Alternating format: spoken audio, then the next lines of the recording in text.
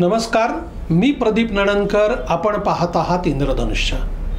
Latur pattern या ना त्या नावाने गाजतोच आहे. बघा, मागच्या आठवड्यामध्ये 10वीचा निकाल लागला आणि संपूर्ण राज्यात पैकीच्या पैकी गुण घेणाऱ्या 187 विद्यार्थ्यांपैकी तब्बल 123 विद्यार्थी एकट्या लातूर जिल्ह्याचे, लातूर मंडळाचे 123 विद्यार्थी. त्यामुळं पुन्हा एकदा, बरं हे काही याच वर्षी झालं असं नाही, मागच्या वर्षी 108 विद्यार्थी होते. त्यामुळं हे जे एक सातत्य आहे लातूर पॅटर्नचं, तो एक औत्सुक्याचा विषय आहे आणि संपूर्ण राज्यभर पुन्हा एकदा त्याची चर्चा होती. हे असं होत असतानाच 2 दिवसापूर्वीची घटना आहे. लातूर शहरातल्या अतिरिक्त MIDC मध्ये एका गोदामावरती पोलिसांनी धाड टाकली आणि तब्बल 3,05,00,000 रुपयाचा अवैध गुटखा जप्त करण्यात आला. अवैध गुटख्यावर बंदी आहे महाराष्ट्रात आणि गुटखा तयार करण्याचा कारखानाच होता तिकडे, त्याच्यावरती रेड टाकली. त्यात आरोपींची जी नावं आहेत ना, त्या आरोपींच्या नावामध्ये एक शिकवणी चालकवाला माणूस आहे, ज्याचा एक प्रसिद्ध शिकवणी वर्ग चालतो गेल्या काही वर्षापासून. याच लातूरमध्ये आणखीन एक असं शिकवणी चालक आहे की जो फरार आहे. त्याच्या विरोधामध्ये गुन्हा आहे, आर्थिक गुन्हा.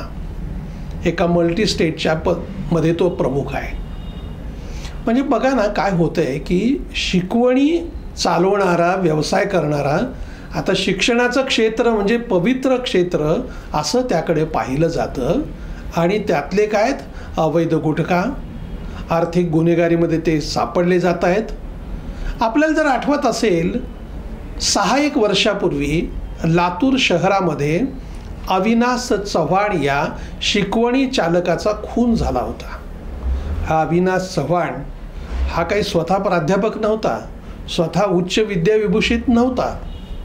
तो शिकलेला कमी असला तरी त्याच्याकडे व्यवस्थापन कौशल्य होतं आणि त्याचा जो क्लास आहे त्याच्याकडे मग प्राध्यापक मंडळी होती सगळी.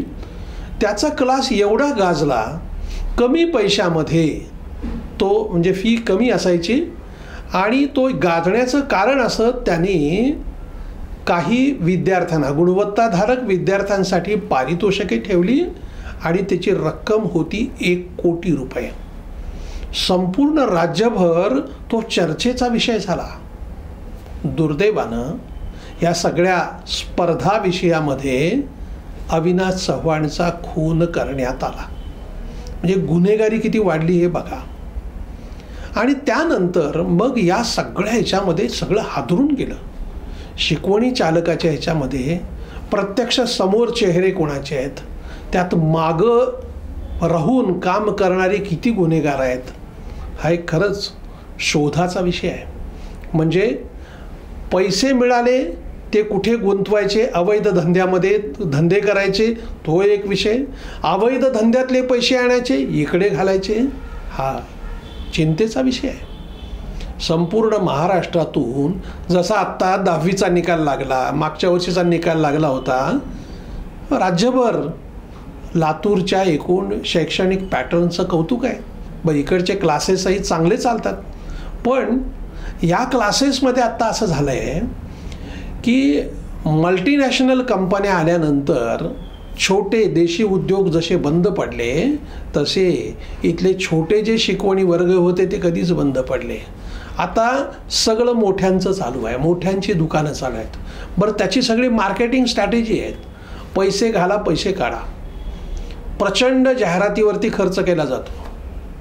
आता दलालांची यंत्रणा लावण्यात आलेली आहे.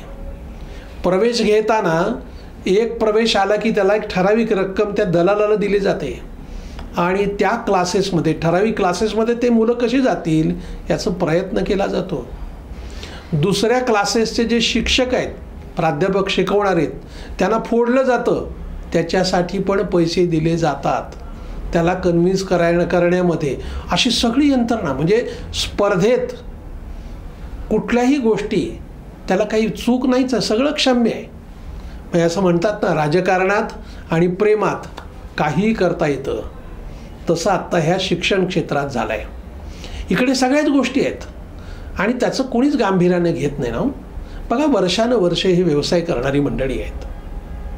म्हणजे समजा हुशार विद्यार्थी आहेत, तो एखादा हुशार विद्यार्थी एखाद्याच क्लासला जात असेल ना, कॉलेजही करत असेल ना, पण त्या 3-3 क्लासेसवाले एक ठराविक 2-3 विद्यार्थ्यांचेच फोटो ह्या आमच्याकडे होता, वर्तमानपत्रात छापतात, वर्षानुवर्षे छापत राहतात. मग तो त्या कॉलेजमध्ये जात होता का नाही, पुन्हा ते कॉलेजवाल्यांच्या ह्याच्यामध्ये निकालात त्याचा फोटो येतोच. कोण पाहतं हे सगळं? यावर आता नियम केलेत, कायदे केलेले आहेत, पाळायचं काय? आमच्या क्लासचे अमुक 1000 विद्यार्थी मेडिकलला लागले, इंजिनिअरिंगला लागले, कोण बघते? त्या 1000 विद्यार्थ्यांची सगळा तपशील वेबसाईटवर टाकला जातो का? ते पारदर्शी व्यवहार होतात का? मुलं आली, सुरुवातीलाच त्याच्या ज्या परीक्षा वर्षभर घेतल्या जातात ते सोपे पेपर काढले जातात, त्यांना चांगले मार्क मिळतात, त्यामुळं पालकांच्या अपेक्षा वाढतात, मुलांच्या अपेक्षा वाढतात आणि प्रत्यक्ष नीट परीक्षेमध्ये त्याला मार्क कमी येतात. आणि मग अरे तुला चांगले मार्क मिळत होते, असं कसं काय कमी झालं? तुला ताण घेतलास का? रिपीट कर. पुन्हा रिपीट करून मुलगा तिकडेच. सगळं आर्थिक गणित हे जे आहे ना, अतिशय चिंताजनक आहे. ह्या सगळ्यावरती काही ना काही उपाय करता येतील की नाही? म्हणजे सगळंच काही वाईट घडतंय असं नाही. गतवर्षी राज्यातले जे शासकीय वैद्यकीय महाविद्यालयात प्रवेश होते त्यातले 30% विद्यार्थी एकट्या लातूरचे आहेत. त्यामुळे इथं गुणवत्ता नक्की आहे, पण या गुणवत्तेबरोबर हे जे चुकीच्या गोष्टी घडत आहेत त्याकडे पण डोळेझाक करणं हे परवडणारं नाही. जिथे पैसा ह्या गोष्टी घडतात. आता देशात कोटा आहे, कोट्यामध्ये घडतं की नाही? कोट्यात तर आपण पाहतोच आहेत आत्महत्या, तिकडे क्लासेस बंद करावे लागले काही दिवस, आत्महत्या करणाऱ्या विद्यार्थ्यांची संख्या वाढली. आता इथंही ते सुरू झालं आहे. पण ह्या सगळ्या विषयावरती सरकारचं लक्ष असलं पाहिजे, पोलीस यंत्रणेचं लक्ष असायला पाहिजे. ते आत्ता आहे ते पुरेसं नाही. हा विषय अधिक गांभीर्याने घ्यायला पाहिजे.